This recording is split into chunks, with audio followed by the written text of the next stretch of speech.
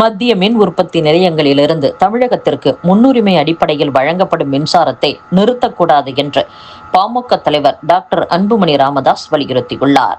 இது தொடர்பாக அவர் வெளியிட்டுள்ள அறிக்கையில், இந்தியாவில் ஒவ்வொரு மாநிலத்திலும் செயல்பட்டு வரும் மத்திய மின் உற்பத்தி நிலையங்களில் இருந்து அந்தந்த மாநிலங்களுக்கு முன்னுரிமை அடிப்படையில் மின்சாரம் வழங்குவதை நிறுத்தவும், மத்திய மின் நிலையங்களில் உற்பத்தி செய்யப்படும் மின்சாரம் முழுவதையும் போட்டி ஏல அடிப்படையில் விலை நிர்ணயித்து விற்பனை செய்யவும் மத்திய மின் அமைச்சகம் முடிவு செய்திருக்கிறது.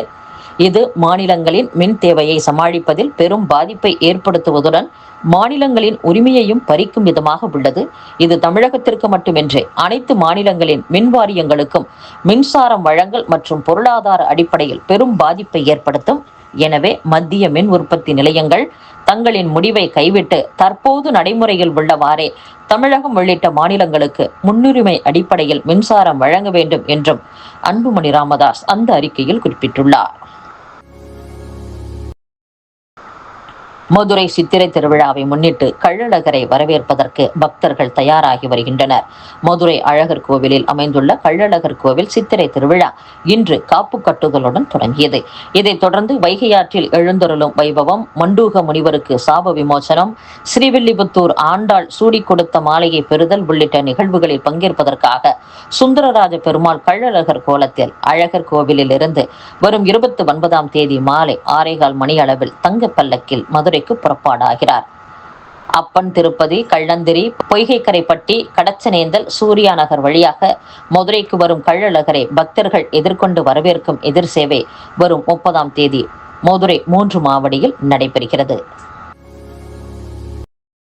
சட்டப்பேரவை தேர்தல் வாக்குப்பதிவின் போது நெய்வேலி, குறிஞ்சிப்பாடி தொகுதிகளில் தமிழக வாழ்வுரிமை கட்சியினரை தாக்கியவர்கள் மீது காவல்துறை நடவடிக்கை எடுக்காவிட்டால் தமிழக டிஜிபி அலுவலகத்தை முற்றுகையிடும் போராட்டம் நடத்துவோம் என்று அக்கட்சியின் தலைவர் வேல்முருகன் கூறியுள்ளார்.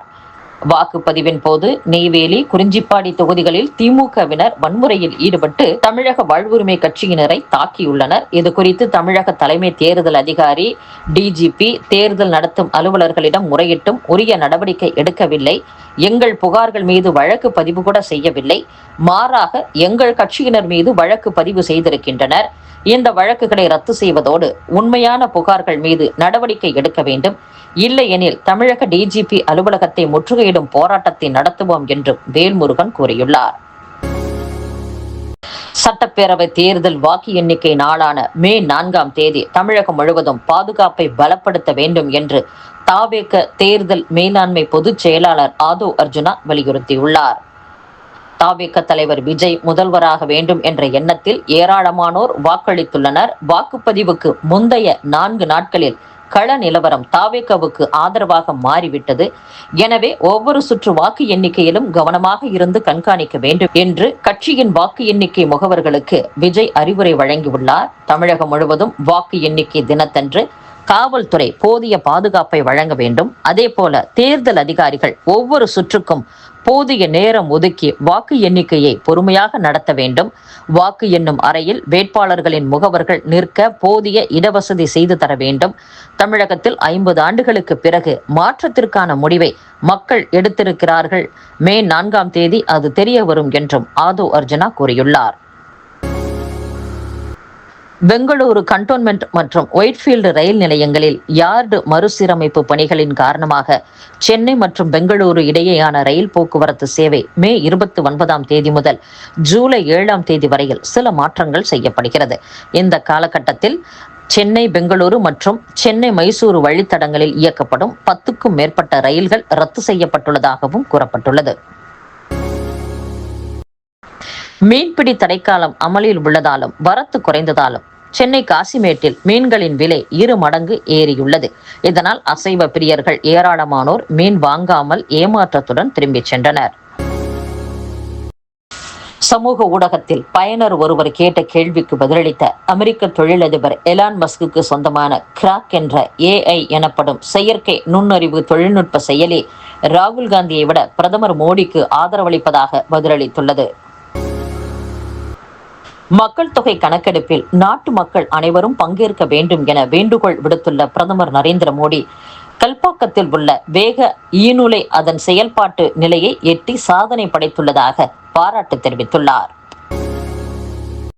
மேற்கு வங்க மாநிலத்தில் 2ஆம் கட்ட தேர்தல் நடைபெறும் 29ஆம் தேதிக்குள் ஊடுருவல்காரர்கள் அனைவரும் நாட்டை விட்டு வெளியேற வேண்டும். இல்லையெனில் மே 4ஆம் தேதிக்கு பின் அனைவரும் வெளியேற்றப்படுவர் என்று பிரதமர் நரேந்திர மோடி எச்சரிக்கை விடுத்துள்ளார்.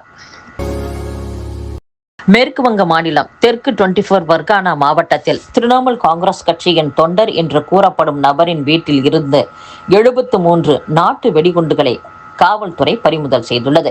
இதையடுத்து இந்த குண்டுகள் பதுக்கி வைக்கப்பட்டிருந்தது குறித்து மத்திய உள்துறை அமைச்சகத்தின் உத்தரவின் பேரில் NIA வழக்கு பதிந்து விசாரணையை தொடங்கியுள்ளது. ஈரானுடன் அமைதி பேச்சு நடத்த பாகிஸ்தானுக்கு பிரதிநிதிகளை அனுப்பி வைப்பதை நிறுத்தி வைத்திருப்பதாக அமெரிக்க அதிபர் டொனால்டு டிரம்ப் அறிவித்துள்ளார். அமெரிக்கா ஈரான் இடையிலான 10 நாள் போர் நிறுத்தம் இன்றுடன் முடிகிறது. இந்நிலையில் பாகிஸ்தானில் மீண்டும் இரு நாடுகள் இடையே 2வது கட்ட அமைதி பேச்சுக்கு ஏற்பாடு செய்யப்பட்டு வந்தது.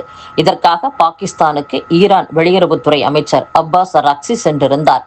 எனினும் அவர் சனிக்கிழமை திடீரென ஈரான் திரும்பினார். அத்துடன் அமெரிக்காவுடன் நேரடியாக அமைதி பேச்சுவார்த்தை நடத்த மாட்டோம் என்றும் ஈரான் அறிவித்தது. இந்நிலையில் பாகிஸ்தானுக்கு அமைதி பேச்சுவார்த்தை நடத்த செல்ல இருந்த ஸ்டீவ் விட்காப் ஜாரட் குஷ்னரை அங்கு செல்ல வேண்டாம் என கூறிவிட்டதாக அமெரிக்க அதிபர் டிரம்ப் தெரிவித்துள்ளார். பாகிஸ்தான் வீரர்கள் 2 பேருக்கு விண்வெளி திட்ட பயிற்சியை சீனா அளிப்பது தெரியவந்துள்ளது. இந்த பயிற்சியை அவர்கள் வெற்றிகரமாக முடித்தவுடன் இருவரில் ஒருவர் விண்வெளியில் உள்ள சீனாவின் டியாங்கோங் விண்வெளி நிலையத்திற்கு அழைத்து செல்லப்பட உள்ளார். இந்திய விண்வெளி வீரரை அமெரிக்கா தனது விண்வெளி நிலையத்திற்கு அழைத்து சென்றது போல சீனா தற்போது பாகிஸ்தான் வீரரை அழைத்து செல்ல திட்டமிட்டுள்ளது. இத்துடன் செய்திகள் நிறைவடைகின்றன. மீண்டும் நாளை சந்திப்போம். வணக்கம்.